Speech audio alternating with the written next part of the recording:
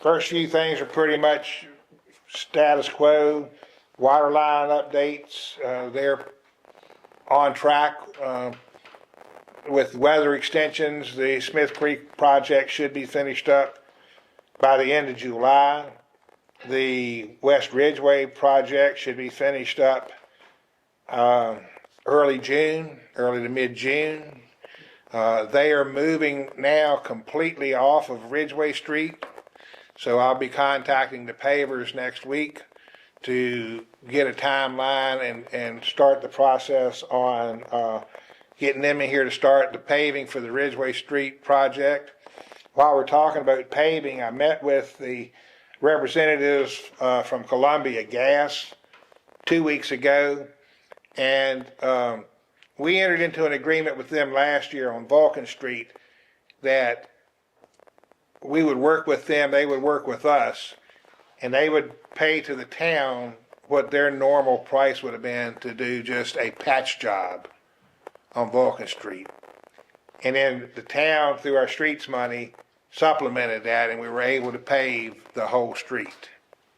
We're going to try to work that same arrangement this year on the streets that have been impacted by gas line work.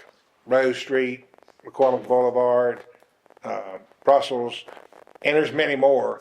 So I'm waiting now to get the estimate from the gas company's people so that I can set that down with Franson and see where we are on being able to match that to get that done. And that way the streets will be paved gutter to gutter.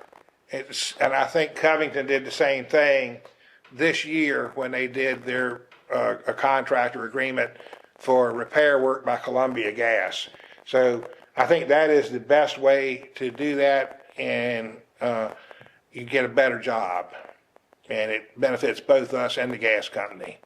Is this the last go round for the gas company around here, hopefully? For this year. For this year. Chuck, are they liable for the sidewalk repairs too? Yes, yes. So whatever, and we'll probably be the ones, Brandon will probably be the one that makes the sidewalk repairs, and we will bill them for the labor and materials for that. Okay. Any other questions about the Columbia Gas? Okay. While we're still talking about roadways, we have initiated the process through the State of Good Repairs funding with VDOT for replacement or extensive repair to the Ridgeway Street Bridge.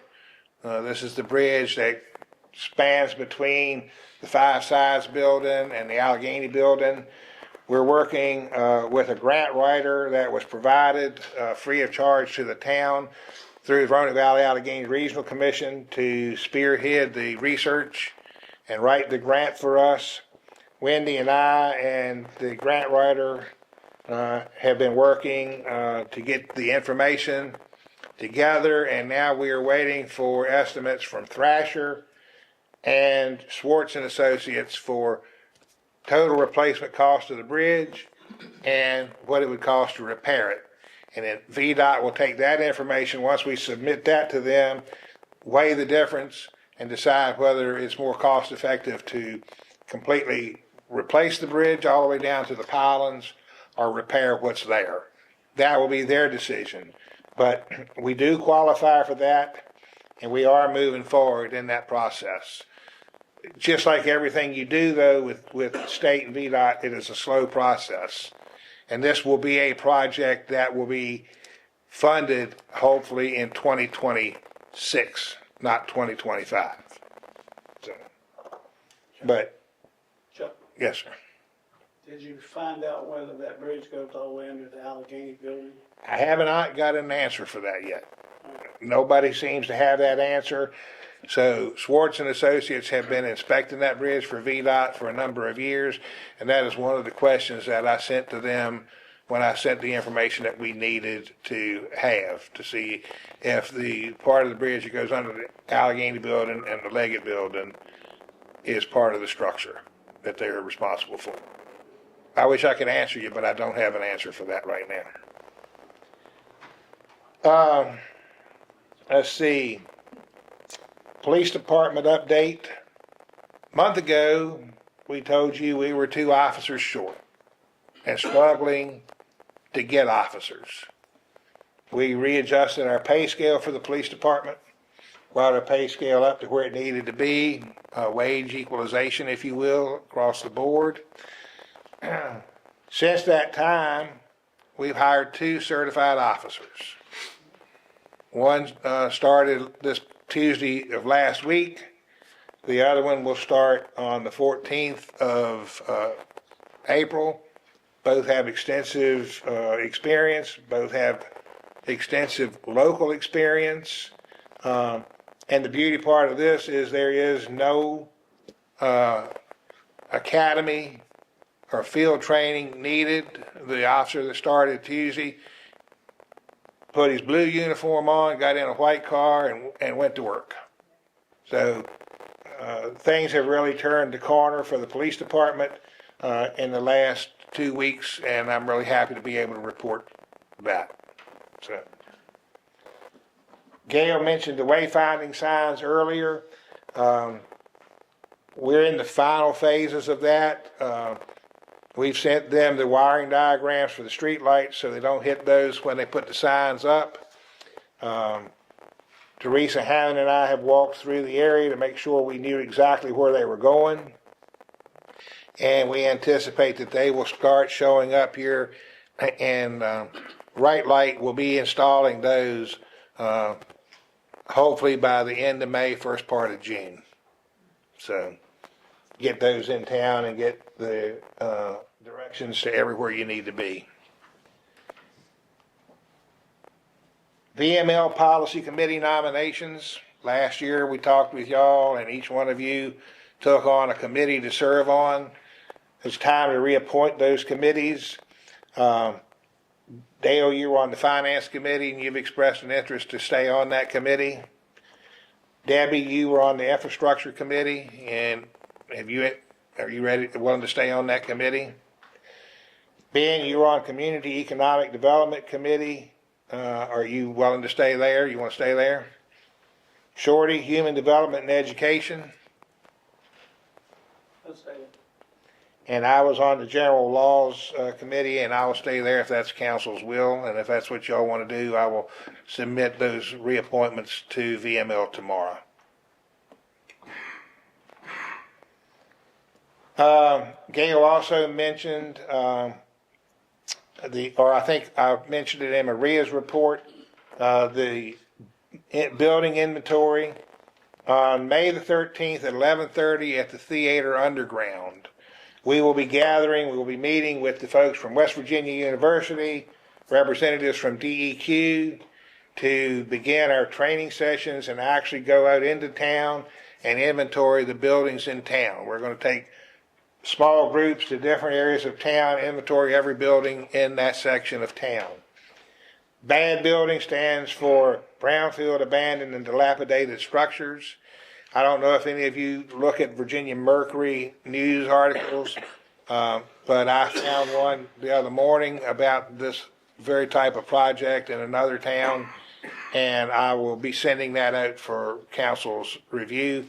But what they're going to do, they're going to inventory every building, prioritize the future for that building, help us secure, hopefully, funding to remove the buildings that need to be torn down, clean those sites up, especially if they have asbestos in, on, or around them, and also give us a list prioritizing the renovation and redevelopment efforts for all of the other buildings, both residential and commercial buildings. This should be a surefire way to help us get some of these properties cleaned up and the properties invested in by somebody who's going to take an interest in it. 6-month process, so it's not going to happen till much later in the fall before we get that list. But volunteers are not only welcome, but they're encouraged and needed to help with this process. So 11:30 on May the 13th at the theater underground is where we're going to start. And then the last 2 things I want to talk about very briefly tonight is the direct impact that the federal budget cuts have had on the town of Clifton Forge. Fortunately for us, the sewer allotment, congressionally directed sewer allotment money that we got last budget round had already been transferred into state control or local control. So we're going to get that 1.84 million. We're going through the qualification process for that now. So that will be a 1.84 million upgrade to our wastewater treatment facilities.